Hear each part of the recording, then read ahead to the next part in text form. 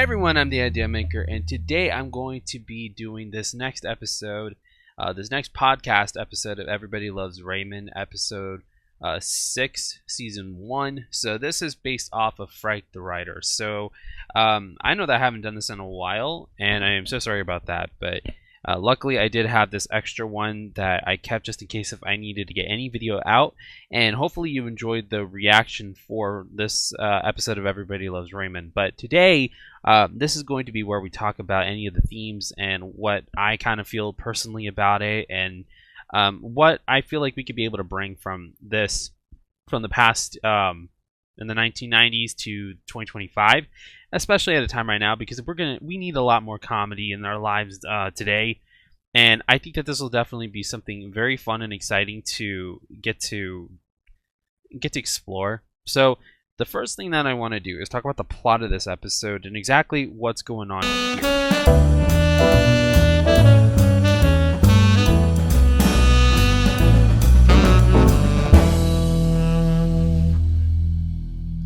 Okay, so the plot of this episode, basically, it starts out with Frank and Marie over at their house across the street, and then when Ray's over, Frank gets the idea of thinking about becoming a writer, or at least for Ray to try to make some more money on putting something in Reader's Digest, especially because that it's translated in multiple languages and millions of copies are sold around the world. So Ray doesn't really want to do so because he's already a sports columnist writer, and he thinks, I'm already good, I don't need any of that. And then Frank all of a sudden is like, okay, then if you're not going to go do it, and then I will. So then he comes up with the Sir Club sandwich story, and later on it gets published in the Reader's Digest, which is I'm actually going to be happy about Frank for this one. That's a very impressive thing. And, I congratulate anybody that they think about getting into writing and they're like, you know what? I'm going to try. I'm going to just try. And they end up getting their stuff published. It's a very big deal. And to me, it's a very big deal. And then from there, Frank thinks it's a great idea. So he's going to keep trying, and he's going to, do what he can. So then he ends up going to the point where he then comes up with the column that he wants to publish into Reader's Digest. But he also thinks it's a good idea for Ray to go to his boss to see if they can get it published in the sports paper, in the sports column that he writes, and to see if he could be able to do that. But, Ray takes it over to his editor, his boss, and he tells him that it's terrible. And he's like, no, I don't want to. So, Ray doesn't want to tell Frank the truth. Okay. And then they have an argument to the point that it just blurts out. And, Ray tries to encourage him to go and get his column published with Reader's Digest. But Reader's Digest also says it sucks, according to them, which at the same time, there comes a point where in this, there's a subplot where Robert thinks that one of the twins doesn't like him, and the other does. So that's another subplot that goes on to where they try to do everything that they can, that Ray and Deborah try to do everything that they can to try to convince Robert that both of the twins love him as their uncle, and it comes to the point where they switch the twins around, and they try to make it so that way Robert doesn't feel like if none of them are, that neither one of them are trying to ignore him or anything. So it all comes down to that. And, this is a great episode, and this is one of my all-time favorites, too, just because that I had some of the same mentality of wanting to be a writer.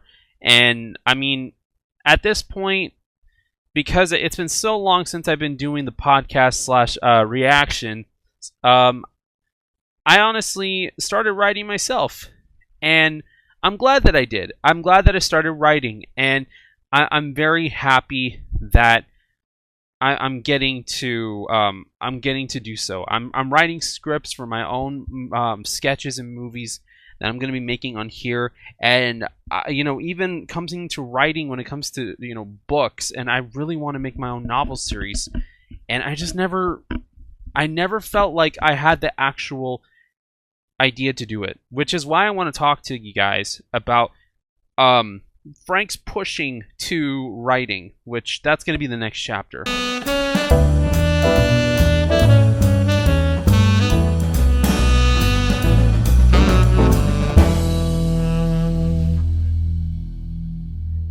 So, what I mean about Frank's push to write is that, at this point, think of it like this, because he, at this point, is retired. Okay, he's an older man that he's retired, and that, he just sits around the house and he does not much, not as much as he wants. He wants to do new things, because when you are at that age, or when you are at that stage that you feel like you're not capable of doing anything, or you're in the retired stage, you want to feel like you're wanting to do something more with your life, and you want to feel like there's something else that you could do, and you don't want to pass the time. You don't want to feel like you're going to be in a rut. You don't want to feel like you're just doing nothing. And it doesn't really also just have to be for when you're retired, or you want to just change your identity or your life because of something different. See, another thing too I also can relate to this is that when my grandmother passed away, I felt like I was going to be doing nothing, and I felt like, what am I going to be doing? Then I realized I had YouTube. I had, being a VTuber reactor, and now also doing music, movies, writing, reaction videos, gaming videos, and more. And I thought about this as, this is me passing the time. And I understood Frank's side of, what if you want to make a little bit of extra money? This is my side. Well, I wouldn't even call it a side gig. I'd call it a part-time job of trying to make money. And, I want to do so that way I can be able to give a little bit more of normalcy to my family and, give back to them, because they've given so much to me towards my end. And I feel like if I don't do something for them, I feel like I'm not contributing. And this is my way of doing so, because what I want to do, in my own opinion, is I want to be able to make things on here and get them out there. And I want to be able to create videos that honors my grandmother's life, honors her legacy, and also be able to take that into account to, wanting to motivate myself to do more. And, there's a lot of things that you could do to be able to motivate yourself a lot more in life, and motivate yourself to the point that you feel like you can be able to keep pressing forward and not feel like you're just sitting there not doing anything. And I'm seeing this in Frank as he's retired, and he wants to be able to do more than just what his old job did. And I honestly don't blame him for feeling that way, because when you're sitting by yourself and when you're retired, you don't know how to be able to change your routine, because you've been working all your life. You've been going to school, working all your life, and you're thinking, what am I supposed to do now? Like, what steps am I supposed to take? How am I supposed to go farther and, still feel like I'm not just some leftover that doesn't know what to do? Well, Frank wanting to be a writer, I think, is actually one of the greatest things that you could do, because I think that when you write, I think it's great that you could let your emotions and your feelings be written out on paper. You could be able to write whatever you like, whatever comes to your mind. And I think that if you want to go for being that ambitious, I say go for it, because a person like myself, I know that I'm very ambitious, and I've been told that by teachers, professors, friends, family. I've been told that I'm a very ambitious person. But the thing is that if I find a story in my mind, okay, if a story gets inspired to me and I want to write it, I'm gonna write it. Now, I want to be able to pursue that. I want to be able to pursue it farther. I want to be able to, do it to where I can get all of the ideas and thoughts and be able to keep pressing forward, because there's so much that I can do and feel and know that there is something that out there I can be able to do. One of my professors inspired me to write. And I'm so happy that he inspired me to take it farther. In 8th grade, I had a teacher that helped me to write better. In 11th grade, in my junior year of high school, I had a teacher that he elevated that further, and I want to be able to get to pursue writing as a part-time hobby. And there's so much that I can be able to write, and which is why I decided to write scripts to start out first.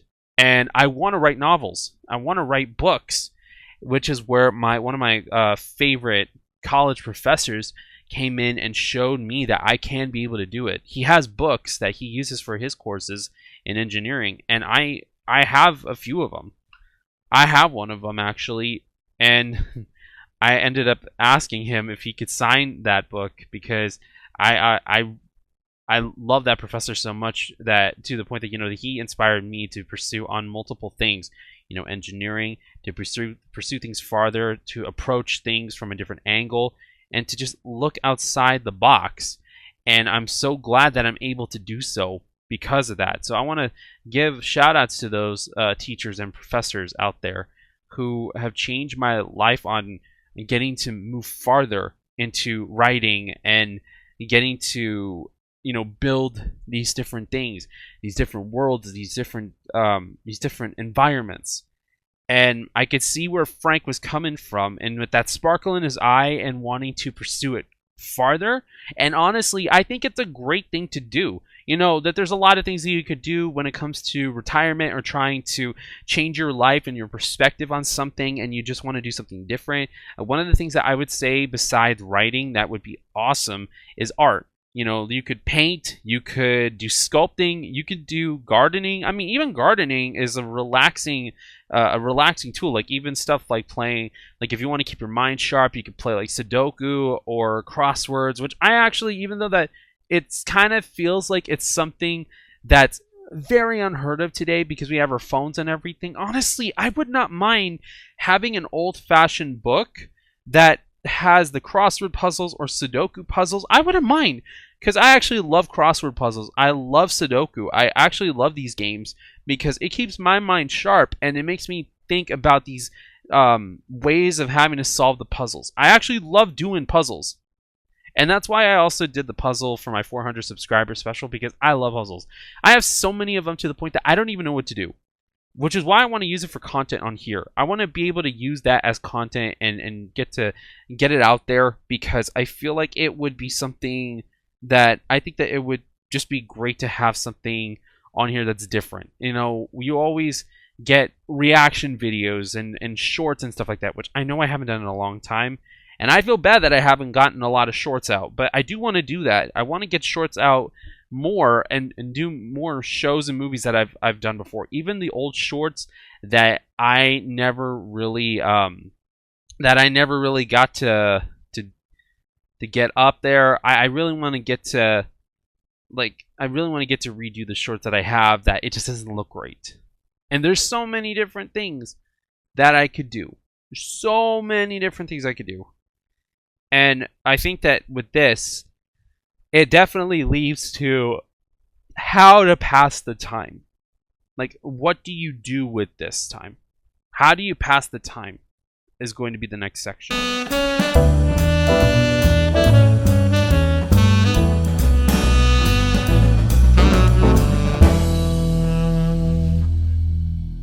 So, in the previous chapter, I talked about Frank's push to writing. Now, how to pass the time. So, I know that this is going to be a shorter one. It definitely blends in from the last section, but what you do to pass the time is up to you. If you're wanting to do something that you were wanting to pursue before, you never had the time to do so, I say start now. One of the things that I've wanted to do in pursuing, and I never really got to do this after I got out of high school, which I actually did when I was in middle school and such, but I would say reading, but in a different way.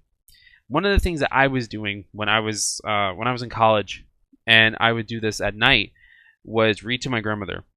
The craziest things I would read to her, okay? And it's not bad. I read to her the Hunger Games novels. I read her Catching Fire and Hunger Games. I read Mockingjay with her, but unfortunately, she passed away before I ended up finishing that novel. I only got to chapter 11 or chapter 10 with her. And another thing, too, that I got to read with her was mangas. And you may be thinking, what? So I had to act them out a little bit, and do voices and everything. And I had to act them out so she can get an idea of who these characters are. And she never got to finish My Hero Academia. So she doesn't. Up in heaven, she'll know the story of how it ends. I never really got to finish it. I know that I have to pursue on finishing up the reactions for My Hero Academia. I know I'm so behind. I'm so sorry. I'm just trying to readjust and redo my life a little bit, just because it's a lot to handle. But I'm definitely doing my best when it comes to trying to adjust and make some different changes in my life. Another thing too is when you are going to be taking the time to acknowledge you want to do something new. Think about the things that you wanted to do in the past. As long as it's not going to affect you in any way, it's not going to harm you, it's not going to do anything that's going to make you feel like you're making the wrong choice, go for it. Don't let discouragement get the better of you. Don't let this happen, because if you let this discouragement happen, I feel like it's going to really mess with you, because then you're going to be thinking, I could have done this, I should have done this, I would have done this, but I didn't do it. And there's so much that you could be exploring, because you only live once. And I started thinking about this. I thought to myself, you only live once. But I just felt too like, if I want to try something, I'm going to do this. I tried so hard with I tried so hard when it came to doing something new. And I tried doing this channel like 5-6 years before this. It did not work the way that I wanted it. It's working now, because this is an adjustment that I like. Sometimes it's going to take you multiple attempts to try to do something that you feel like this is the right thing to do. And I think that also it's important to recognize and acknowledge the fact that you want to make something work in your life. And that's what Frank wanted to do. He was retired. He wanted to make something work in his life. He felt like he just did not want to make the same mistakes of just not doing much. Or he didn't want to keep doing the same routines over and over, which honestly, when do we ever want to do the same routines over and over? We've already done it for having to wake up, go to school, come home, do homework, and then, go to bed. And then have fun on the weekends. Or not even have fun on the weekends. Just really depends on you. It depends on school. And it depends on so many different things that are going on in your life. And there's so many things as kids that, we end up having to go to school. We end up having to get trained to go to school basically during preschool and kindergarten and, keep on pursuing what we have to pursue. And it's interesting to think that when you actually go through this, you don't think that you're having to go through a routine until later on in life, because you start learning about what routines are and it hits you and you think, wow, I'm actually going through a routine that I want to change. And that's why kids don't like school. We do the same things over and over and over in school. In elementary, middle, high school, and college. They all do the same exact thing. Regardless on if it's public or private, it's all the exact same thing. And you're thinking to yourself, why do we have to keep doing this over and over and over? so much that we could be doing that, we could explore new things outside of it.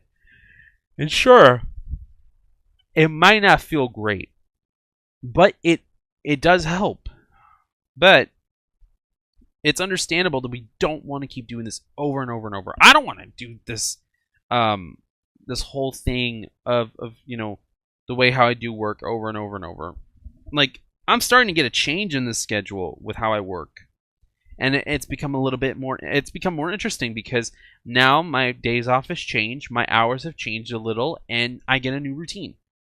And even though that I wake up, I go to work, the work is not always the same, even though it's the same objectives. Because there's different people that come by, there's different everything that happens, and especially when you're in retail, it'll feel like the same thing, but it's not exactly the same thing. You learn things every day, even though that sometimes you might say to yourself, "It sucks working here," and you're thinking it sucks because I don't know what I just feel like I'm stuck. When you work with technology, honestly, I feel like it's different every day for me because I learn new things about technology every day, to the point that I feel like I want to know more. I want to get to see how I can get to improve and get to acknowledge and know that there's some more out there. And honestly, I am happy of the fact that I made a career change, from last year to this year, and I'm happy about that. My career change happened November of 2024, and honestly, some people were a lot of people were happy that I made the change. But even though I'm working in the same place, it's a different type of change. And I'm glad that I made that change because I needed a new environment and I needed to feel like if I was being valued. I was already feeling valued, but I wanted to feel more valued somewhere where I could feel like, it was true worth. And luckily, the place I'm at, it feels like true worth. I'm still trying to get my way into engineering. And I know that there's a way how life is, how the economy is, how the job market is. I know that it's kind of difficult now, and I'm still looking. But I'm still maintaining those skills by studying and doing more. And, doing it on the channel is going to help a lot. And hopefully it inspires people to be able to feel like it's the same thing. But, from this, on having to pass the time is up to you. Having to be able to feel like you're going to be going to an environment or a position that you feel like is best, it's up to you. It's your way of doing things, and I want for you to do things the way that you see fit. There's no right or wrong answer. When there is a right or wrong answer, I'll let you know. But in pursuing the things in your life, I'm not going to tell you what direction to take. I want for you to think about the good and the bad that came out of experience, and then I want you to think, what are you going to do? That's my main thing that I'm going to tell you. So, from that, it's going to lead on to the next thing, which is Frank's column. We're going to talk about the column and why I actually think it was not a bad idea.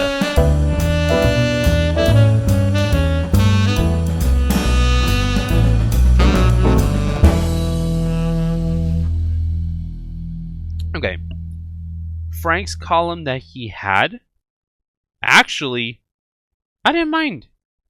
I think that it was great. I think that after he did the Sir Club Sandwich story in Reader's Digest, I think that, it was nice that Frank wanted to pursue something in writing. I think that it was great that he wanted to pursue something in writing because that it goes to really show that it really goes to show that he really wants to do something. Okay, and he feels like he's alone. He feels like he feels like nobody's listening to him. And he feels like if I could be able to get something out in writing out there, then I can be able to keep on moving forward, and I could feel like I have something to live for. Now that I'm retired and everything, now I can be able to move in a direction that people would love my work and respect me. Some people I've seen who went into retirement, some people felt like they didn't matter because they felt like they were a pushover. And, for me, I never thought that. about anybody who goes into retirement, because to me, every time that somebody goes into retirement from working, I always say this: you put in so much of your time, you put in so much of your life into working. You deserve to rest. You deserve not to work anymore. You deserve to at least now retire and, spend as much time as possible and doing other things, till the day you die.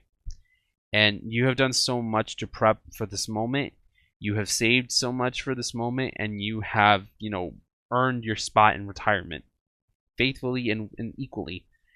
And I think that with Frank's column on him talking about so many different topics, that he was thinking of what to put. I mean, I think realistically, you know what?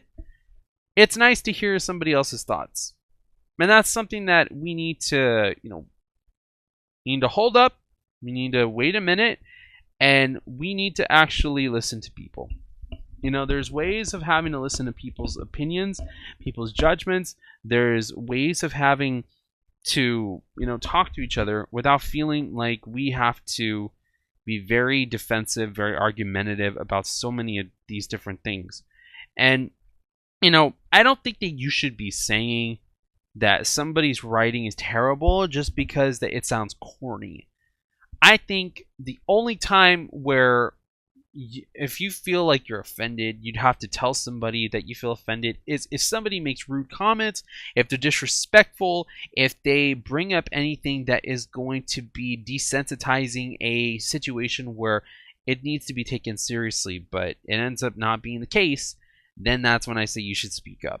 I think that everybody has an entitlement to their own opinion, regardless of what you believe in, regardless of who you are, what your gender is, what your ideas are, and I think that it's important to do so. I think that it's very important for people to have a mind of their own, and it's not such a great thing when it comes to.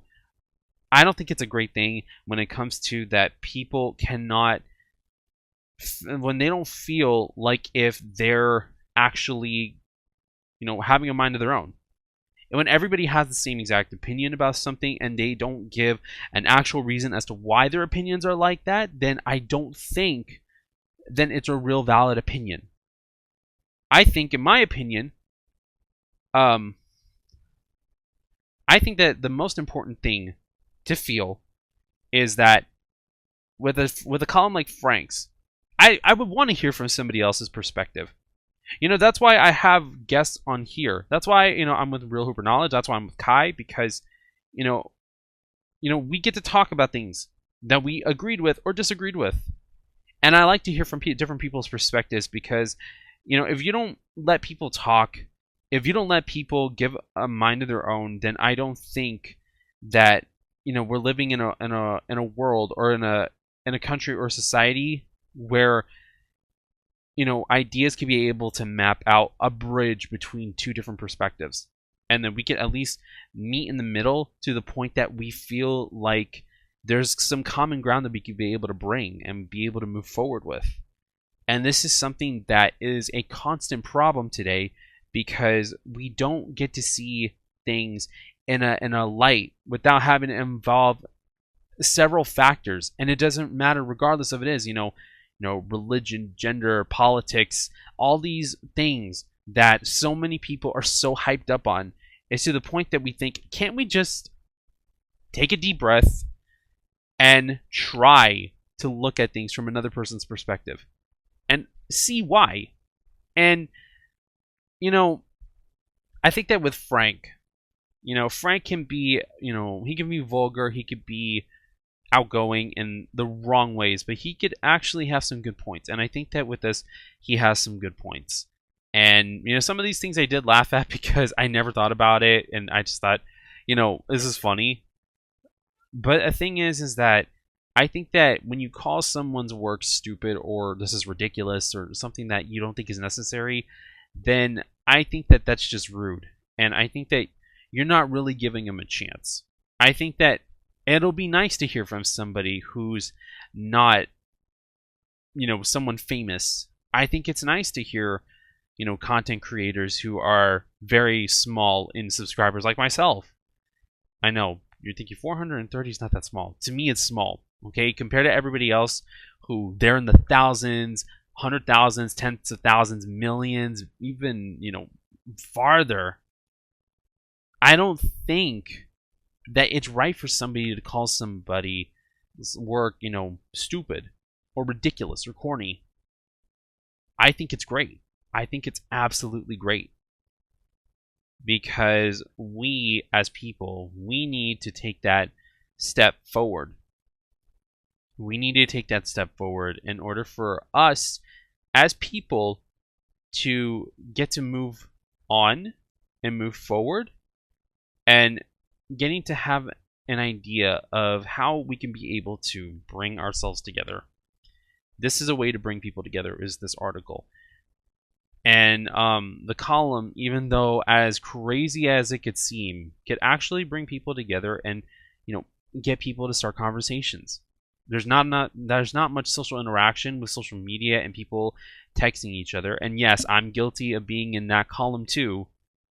But this is like a nice starter, and I think that that's what we need again, to rebuild and reheal these relationships that we had, and set aside anything that's going to be standing in our way. So from that, I do want to take you to the last thing, which is basically about Robert and the whole thing about the kids. So this is going to be interesting because there's only like a few things that I want to talk about it, but getting to Robert and Michael.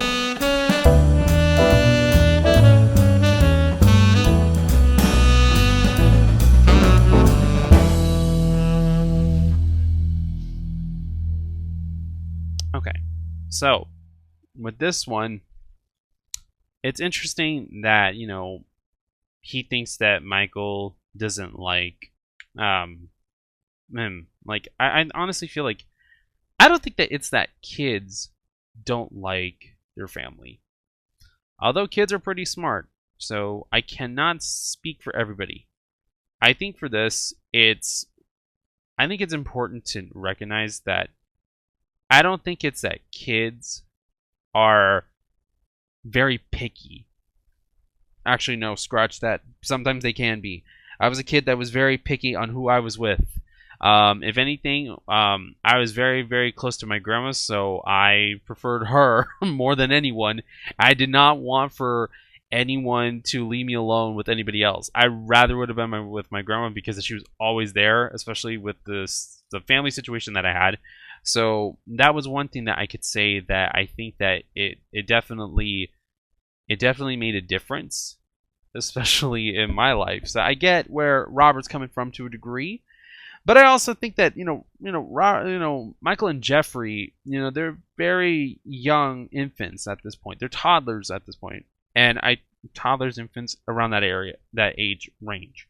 And I think that what's important is you might feel like especially if there's multiple children,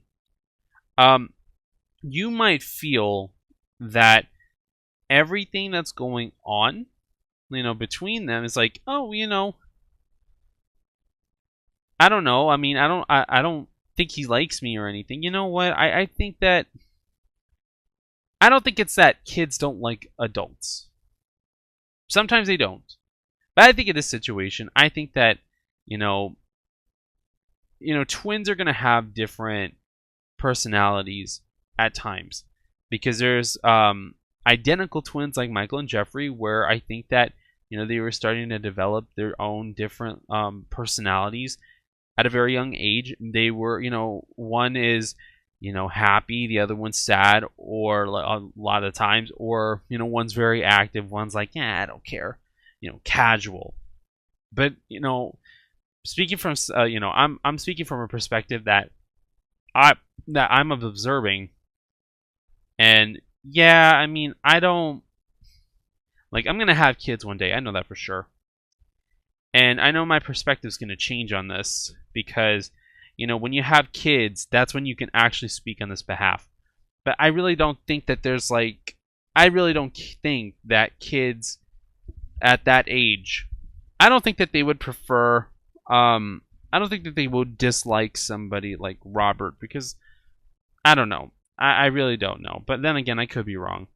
But anyways, um, I think to sum it all up, I think the switch is a nice thing for Robert and for Raymond and Deborah to do, so that way to get Robert's confidence up, um, so that way he doesn't feel like if there's any tension between them or anything, which of course is no tension. I mean, Michael and Robert are cool. I mean, they even show it later on in the series where like everybody's all good and everything. So I don't believe that there was any ever bad blood between them. So I would just keep that in mind.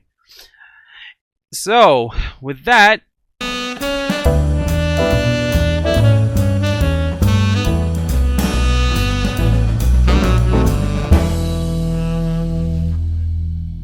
thank you guys so much for watching the podcast for season 1, episode 6 of Everybody Loves Raymond. If you guys want to see more videos like this, then please like, share, comment, and subscribe to the channel. If you guys want to follow me on any of my social media, I've got Snapchat, Instagram, Twitter, aka X, my Discord server. With that being said, thank you guys so much for watching. God bless you all. Stay safe, and I will see you all in the next videos. All right, bye guys.